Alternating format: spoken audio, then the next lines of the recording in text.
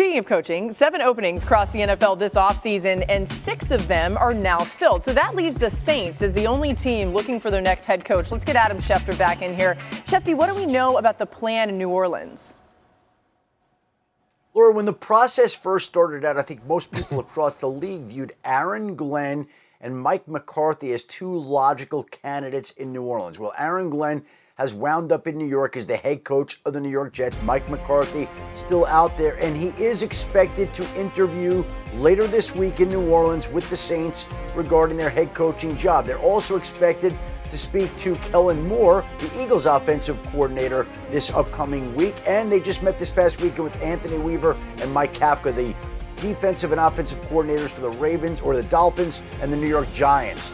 And so they'll come down here and make their decision. But I think a lot of people think that Mike McCarthy is square in the mix to become the next head coach of the New Orleans Saints. But obviously, still more talks to play out, and we'll see what direction they decide to take this. Adam, of course, will bring us that news as soon as it happens. Let's read and react to some of the coaches that did land jobs this cycle. The Cowboys introduced Brian Schottenheimer as their head coach this afternoon.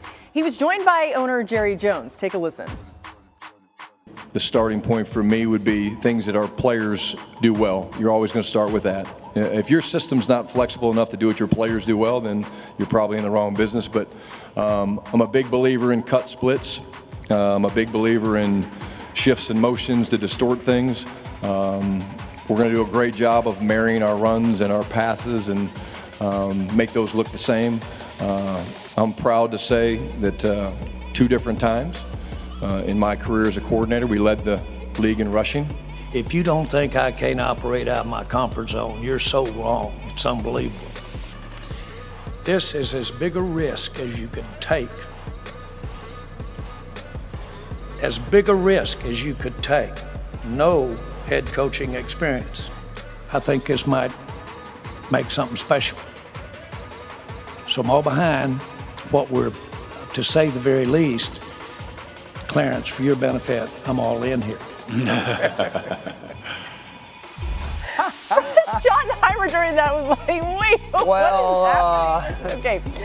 RC, can you make this move and claim to be all in like Jerry said he was? You absolutely cannot make this move to be all in. And it's also like saying, I married her and I never synced her. That is a risk. But you know what else? And nobody else want her. Don't nobody want her. I'm the only one that want her. How big of a risk do you have to take to marry her? Because she's a nobody. When Jerry Jones, this is a move of comfort. Somebody I could push around. Somebody that knows me. It feels good. It's like Jason Garrett. It's like Wade Phillips. I hate everything about it, but I hate the press conference even more. To basically say, you know why this is a risk? Because he ain't supposed to have the job, is what he said. Okay, the great thing is, RC just dropped the mic, but everybody's going to react to this hiring for the Cowboys next hour. Don't go anywhere. For why? You don't want to miss it. Can we get the same sound, please? You'll hear it again. Let's go to Vegas. How's it going, everybody? Villa Sports Network here. Just wanted to thank you guys for your support on the channel. Thank you guys for watching the video. Hope you all enjoyed it. Also want to kind of remind you to don't forget to leave a like on the video, subscribe to the channel, and leave a comment on the video if you like as well. But regardless of the fact, thank you again for your support, and hope to see you on the next video.